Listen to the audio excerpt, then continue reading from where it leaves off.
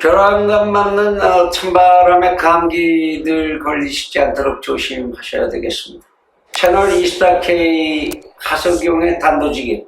오늘은 윤석열 후보에게 좀 이러저런 몇 가지 조언을 좀 정리해서 전하고 싶습니다. 지금 어떤 가정이나 어떤 경향이나 어떤 지지 세력이나 다 다른 생각들을 가지고 있다고 할지라도 결국 야권에서 가장 다음 대통령 후보가 될 가능성이 높고, 그리고 차기 대통령을 자리를 놓고 권력 교체의 책임을 수행하게 되기에 가장 근접해 있는 인물은 역시 윤석열 후보라고 볼 수밖에 없지 않은가, 그런 생각을 해야 되는 시점이라고 생각을 합니다. 그런데 이 윤석열 후보가 보여주는 TV 토론이나 전국의 순회 방문, 이런 속에서 몇 가지 우려되는 부분, 정권 교체라는 목표를 놓고 볼 때에 우려되는 부분들이 발견이 돼서 이 부분을 좀 정리하지 않으면 안 되겠다.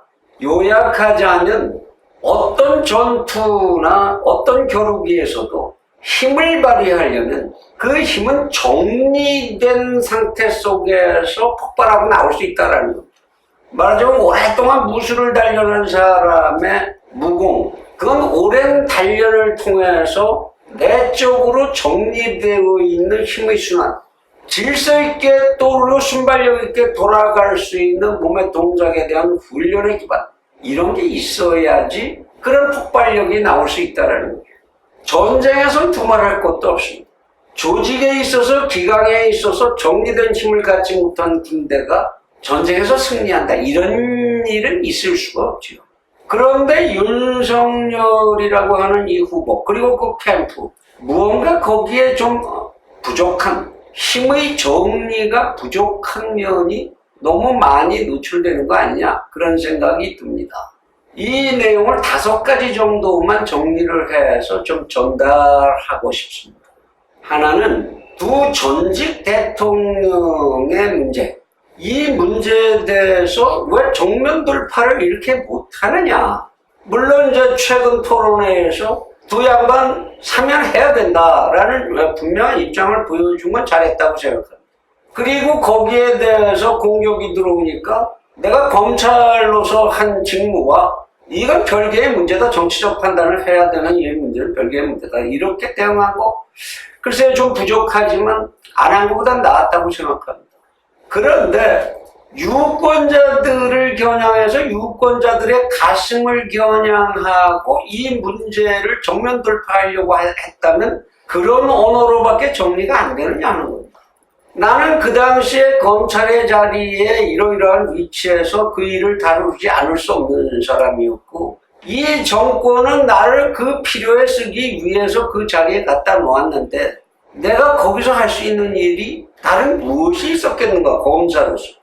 내가 만일 그 일을 하지 않았다고 하면 지금과 같은 이런 현상은 이 정권에 의해서 만들어지지 않았을 것인가. 나는 그 자리에서 내가 해야 할 일, 다른 누가 하지 않도록 막고 내가 해야 할 일, 그 일을 했다. 다만 나는 그 당시에도 그랬지만 지금도 이 두 분들에 대해서 인간적인 고뇌를 느끼고 정말로 인간적인 아픔, 죄송하다는 생각을 하지 않을 수가 없다. 이건 내 인격의 문제다. 진심으로 나는 국민들 앞에 이 두 분의 인격적인 아픔, 인간적인 아픔, 여기에 대해서 제가 진심으로 사과하고 그분들을 위로할 수 있는 방법이 있다면 다 하고 싶다. 왜 이런 국민의 가슴을 칠 수 있는 감동적인 언어를 만들어내지 못하느냐는 겁니다. 대한민국 국민들은 천하에 죽을 죄를 진 범인이라고 할지라도 그가 가슴과 인격으로 호소하면, 인정으로 호소하면 늘 그것을 용서해야 된다고 그쪽의 입장을 수용해온 그러한 국민들이죠. 왜 그 부분을 파고들지 못하느냐는 겁니다. 광화문에 가서 큰절하면서 그들의 가슴을 쥐고 흔들어 볼 생각을 안 하느냐는 겁니다. 사실 인간 대 인간으로서 무대에서 주어진 역할이 달라서 그런 연기를 했을지언정 인격적으로 거기에 대해서 아픔을 느낀다는 것 당연한 거 아닙니까? 실제로 그런 느낌이 없는 사람인가요? 윤 후보는? 두 번째, 시종일관 윤 후보가 생각하는 게 외연의 확장, 이거인 것 같은데 윤 후보가 현재 대통령 선거판에서 확장시킬 수 있는 외연이라는 거 별로 따로 존재하지 않습니다.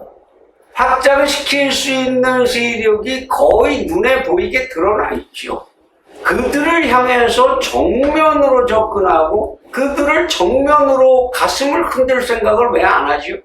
쓸데없이 저쪽에서 전혀 넘어올 가능성도 없는 그런 쪽에다 공들이고 할 시간에 실제로 나를 도와줄 수 있는, 서로 마음을 통할 수 있는 가능성이 높은 그런 집단과 왜 정면으로 승부하지 않습니까? 광화문으로 가세요.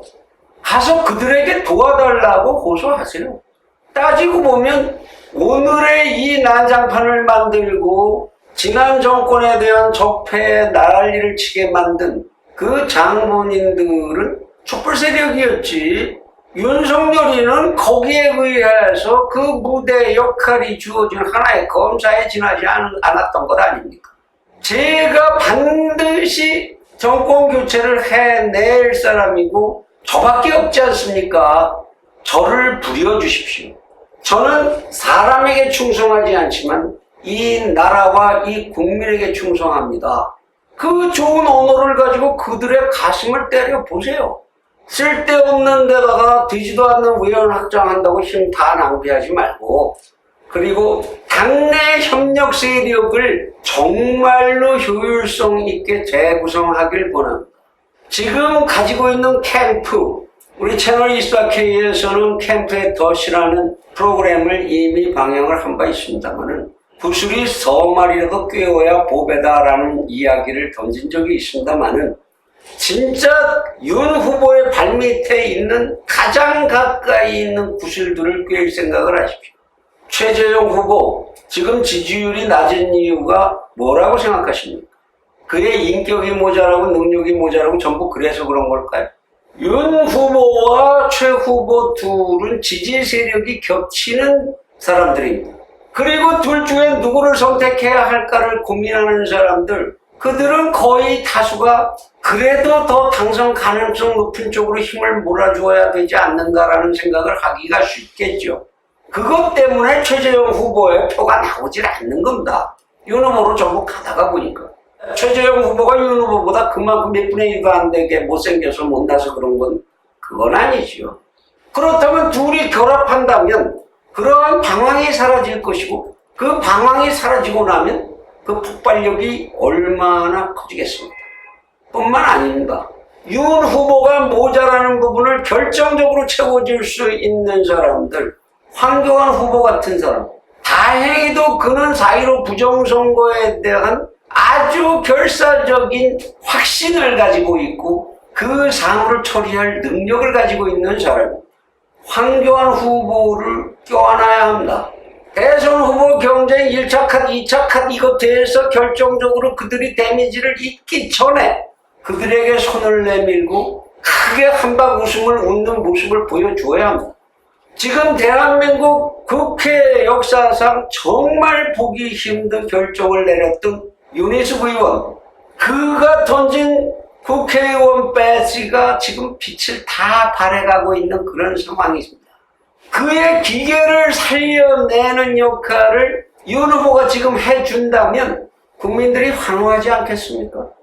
윤 후보가 가장 취약한 부분 중에 하나인 과거 운동권 세력들과의 결합과 노동 세력에 대한 이해, 이 부분을 보충해 줄 수 있는 사람으로 장기표 같은 인재가 있지 않습니까? 만일 이 5사람이 모여서 우리는 이제 힘을 하나로 합쳤습니다. 우리가 반드시 정권 교체를 해내겠습니다라고 국민들 앞에 선언해 줄 수 있다면 대한민국의 어느 다른 경쟁 세력이 나설 수 있겠습니까? 왜 이 명백한 길을 놓고 가지 않죠? 이 5사람의 결합은 다음번에 정권 교체를 하고 나서 뒤처리를 하는 데까지도 절대적인 힘을 발휘할 수 있는 그런 사람들이 될 수 있겠죠. 사법계의 일탈과 타락을 정리하기 위해서도 최재형 같은 인재가 필요할 것이고, 그 정리하고 그 양반 대법원장 하면 딱 좋겠다는 생각이 저는 듭니다. 황교안 대표 그 한을 가지고 이제 차기 여당을 이끌 정당의 대표 자리를 끈다면 정말 아름다운 공조가 될 수 있을 것이라고 믿습니다. 그 속에서 이제 170몇 석으로 쫄아들었지만 그러한 지금 현재 다수 세력들을 정리하고 부정선거를 정리하는, 국회의 힘을 정리하는 가장 효율적인 파워가 나올 수 있겠죠. 경제에 대한 지식과 그 청결성으로 국민들의 신뢰를 받는 사람이 대한민국의 곳간을 맡는다면, 그리고 노동계와 민주세력과도 얘기할 수 있는 경륜 많은 인재가 노동 문제와 사회 문제를 담당해 준다면 얼마나 멋있는 팀워크가 되겠습니까? 이들을 뭉치게 하고 국민의 힘이라고 하는 이 무기력한 정당 내 당내의 새로운 당을 만들어서 리딩 그룹을 만들 생각을 해야 할 겁니다. 네 번째로, 요즘 토론만 하면 공약과 정책 뭐 이런 얘기가 참 그 짧은 시간에 하나만한 얘기들을 무슨 입씨름 하듯이 펼쳐놓고 있습니다만 참 바라보기 딱합니다. 어떻게 대통령이 하는 공약과 국회의장이 해야 되는 공약, 장관이 청문회에서 내놓아야 하는 소신, 지방자치단체장이 처리해야 될 얘기, 이런 거 하나 구분이 없이 그런 토론이 진행이 됩니까? 대통령은 국정 전반을 책임져야 하는 사람입니다. 그 전반의 과제가 한두 가지라고 그 짧은 시간 토론회에서 무슨 그런 얘기를 하겠습니까? 분야별로 굵직굵직한 원칙을 개진하고 그 원칙을 가지고 토론하는 그런 모습을 이끌어줘야 되겠죠. 한번 예를 들어보지요. 정치 분야에 대통령은 큰 역할을 해야 된다. 대한민국 정치 분야에서 대통령으로서 가져야 되는 비전, 가장 중요한 건 뭡니까? 그 두말할 것도 없이 지난 5년간 그 이전까지도 많이 그랬지만 꾸준히 파괴되어 자유민주 헌법 질서의 정상화, 이것이 가장 앞에 화두로 서야죠, 당당하게. 그리고 그동안에 보여주었던 대통령 중심제에서 보여주었던 폐해들, 이것을 어떻게 정말로 이 시대에 걸맞고 이 국가의 상황에 걸맞은 헌법체계로 발전적으로 변화시킬 수 있느냐 하는 연구를 5년 동안 충실하게 진행하겠다라는 이러한 약속도 필요할 겁니다. 그 정도면 정치, 나머지 문제 다 끌고 가서 해결할 수 있지요. 물론 4.15 총선에 대한 부정시비, 이런 것들은 당연히 그 안에 소의제로 포함이 될 수 있을 겁니다. 안보라고 하면 뭡니까? 강병, 누구도 쉽게 넘볼 수 없는 강병체제의 확립, 그리고 동맹체제의 확고한 강화, 이 두 가지 주제를 얘기하면 되지요. 나머지 디테일이라는 건 국방장관과 대통령이 현 시점에 가서 얘기할 부분입니다. 무슨 작계 타령을 하면서, 작계라는 말, 군대에서 작전병 노릇만 해본 사람들이라도 다 알겠죠. 작전계획의 준말일 뿐인데 뭐 그거 하는 게 그렇게 대단하냐 안 나느냐 이런 얘기, 이런 말장난을 할 때가 아닙니다. 외교라고 하면은 인류 역사상 외교라는 것은 한 나라가 살아나가기 위한 전략을 실현하는, 남들 사이에서 그 전략을 실현하는 기술입니다. 그래서 때로는 유연해야 되고 때로는 확고해야 하지요. 대한민국은 지금 어디에서 유연해야 하며 어디에서 확고해야 되는지 그 얘기에 관한 토론이 있어야 하는 거죠. 왜 그런 얘기가 안 나오죠? 지금 대한민국은 이러한 유연성을 떠나서 명확하게 확고해야만 하는 이러한 시점에 있다고 본다. 이런 얘기들이 나와줘야 되는 거 아닌가요? 경제, 그 말 많은 경제, 그거 그렇게 정말 난해하게만 얘기해야 되고 무슨 세금을 증세해서 뭘 복지 비용을 조달하고 이게 그렇게 대통령 입장에서 얘기해야 되는 그러한 얘기입니까? 그건 재정경제부 장관이, 기획재정부 장관이나 학자들 사이에서 토론을 시켜서 점진적으로 모색해 나가도 되는 그건 디테일한 기술일 뿐입니다. 경제학 교과서에 명백히 쓰여 있죠. 경제의 목표는 채널 24K에서 이미 소개했습니다만 완전 고용, 자본과 노동의 완전 고용. 무슨 얘기죠? 놀고 있는 남아도로 가는 자본도 노동력도 존재하지 않는 완전 고용의 달성과 그리고 물가의 안정, 인플레이션을 잡는 거죠. 이 두 개가 자본주의 사회에서 정부가 해야 될 제1차적 목표다. 경제학 교과서에 나와 있는 얘기입니다. 완전 고용과 물가 안정이라는 말이 안 나와요. 이것이 달성되면 그 안에서 주택 문제, 일자리 문제 다 해결되게 돼 있는 겁니다. 그리고 새롭게 등장하는 경제의 문제가 기술사회와 사회의 발전, 정보사회의 발전과 발맞추어서 어떠한 비전을 가져야 하느냐, 거기에 관한 문제가 있죠. 거기에 관해서는 이런 정도면 괜찮다. 채널 24K에서 이미 제안한 바가 있는데요. 전 세계는 악어 떼가 우글거리는 것 같은 악어의 경쟁을 하고 있는 것이, 악어의 논리에 의한 경쟁을 하고 있는 것이 세계의 경제 상황이다.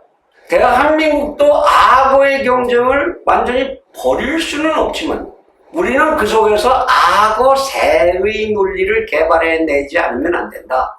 대한민국 경제 규모에 맞는, 그리고 대한민국의 아이디어를 창출할 수 있는 능력 수준에 맞는 악어 새의 논리의 개발이 필요하다. 이런 비전의 제시가 있어야 할 것 아닙니까? 문화와 교육 분야 같은 것, 대한민국의 문화와 교육 분야의 가장 큰 문제가 뭐겠습니까? 정부와 권력, 돈이 이것을 전부 지배하고 있다는 거죠. 어떻게 문화와 교육을 정부의 논리로부터 민간의 논리로 옮겨주며 돈의 논리로부터 인간과 인격의 논리로 돌려보내주느냐, 이것이 가장 큰 대통령이 해결해야 할 문화 교육에 있어서의 과제겠죠. 이런 얘기가 나와줘야 대통령 후보다운 토론 아닐까요? 이런 준비를 하지 못하는 캠프가 무슨 캠프입니까? 나머지까지 시시콜콜 다 얘기하기는 그렇고, 이런 준비, 이런 것에 대해서 정리되어 있는 사고와 식견을 가지고 있을 때 그 후보의 힘을 당할 사람은 존재하지 않을 겁니다. 끝으로 하나, 선거전에서 굉장히 중요한 얘기입니다. 제발 이미지 메이킹 좀 제대로 해라, 이런 얘기. 무슨 도리도리가 어떻고 쩍벌이 어떻고 그런 얘기, 그런 거 중요하지 않습니다. 뭐 그럴 수 있죠. 습관이 사람이 그럴 수도 있고 저럴 수도 있지요. 대통령 후보가 만들어내야 하는 이미지, 첫째는 뭐겠죠? 이 사람이 해결해야 되는 문제를 짐지고 그거를 해결해 나갈 힘이 이 사람에게는 보이고 그런 지혜가 보인다. 이런 이미지를 만들어내야 합니다. 윤 후보는 거기에 대해서 굉장히 좋은 장점을 많이 가지고 있는 사람이라고 봅니다. 그러나 이거를 지배하게 해서 어떻게 자기 이미지로 만들어야 하는가? 체격도 그렇고, 말하고 딱딱 끊고 나가는 검사가 옛날에 많이 해본 일일 테니까 범죄자들 리드해서 딱 고백하게 만들어 나가는 그런 힘 같은 거 좋겠죠. 그러나 대통령에게는 무엇보다도 무엇이 보여야 합니까? 그가 가지고 있는 철학적 깊이와 그 단호함, 이것이 암암리에 국민들에게 전달될 수 있어야 합니다. 좌고우면하고 여기저기 가서 굽실거리고 많이 악수하고, 그거는 글쎄 기초자치단체 의원 정도가 하면 좋겠죠. 대통령 후보는 우선 전국을 돌더라도 찾아가는 방문지의 선정에서부터 그런 계산이 서 있는 이미지 만들기 전략이 있어야 합니다. 망월동 묘지 앞에 갈 것이 아니라 아산의 현충사의 이충무공 영종 앞에서 고뇌하고 묵념하는 모습을 보여주는 게 더 필요하겠지요. 요새 아산의 충무공 묘지는 지금 공사 중이라 못 들어가니까 천상 현충사 영종에 가셔야 합니다. 남해안 일대에 많이 널렸습니다. 그 전승지가. 배 12척, 나중에 자기가 추가한 배까지 해서 13척 가지고 왜군을 격파할 때의 그 감정을 넘겨받고 그 모습을 난국을 해결하겠다는 의지를 다지는 모습을 보여주어야 하죠. 우리나라 전국에 그러한 이 나라를 구한 그러한 지사, 열사, 충신 그들의 유적이 널렸습니다. 어디를 가든 거기부터 찾아야 될 것 아니겠나요? 강릉에 가면서 왜 오죽헌에 안 갑니까? 거기서 의미 깊은 말, 진짜 국민들의 심금을 울릴 수 있는 몇 가지 말을 남길 수 있는 아주 좋은 장소들이 아닌가요? 또한 자신이 가장 짐스러워하고 난해하는 전직 대통령에 관한 문제를 국민들에게 인격적 아픔으로 호소하는 데 있어서 또 그리고 앞으로 이 난국에 처해 있는 대한민국을 구제하겠다라는 그 능력을 보기 위한 이미지로서 저는 한 마리 적토마가 되겠습니다. 적토마는 한때는 동탁의 졸장인 여포를 등에 태우고 달리기도 했습니다마는 관운장을 등에 태우고도 달렸습니다. 적토마가 한때 여포를 등에 태웠다고 해서 관운장은 그 적토마를 목을 베고 타지 말았어야 했을까요? 저는 이제 이 나라와 이 국민을 등에 태우고 적진에 뛰어들어 모든 적들을 제압하는 그러한 일꾼이 되겠습니다. 라고 하는 이미지를 만들어 보십시오. 뭐 더 좋게 이 나라의 산신령으로 받들어지는 호랑이라는 이미지를 만들든 근데 너무 거부가 올 수도 있으니까 뭐 그런 어떤 대상들을 좀 찾아보시죠. 윤석열 그러면 떠오르는 이미지, 아주 긍정적인 그런 이미지 하나가 모든 어려움을 풀어줄 수도 있는 것. 그것이 현대사회의 감성적인 마케팅입니다. 부디 좋은 결과를 만들어내시기를 빕니다.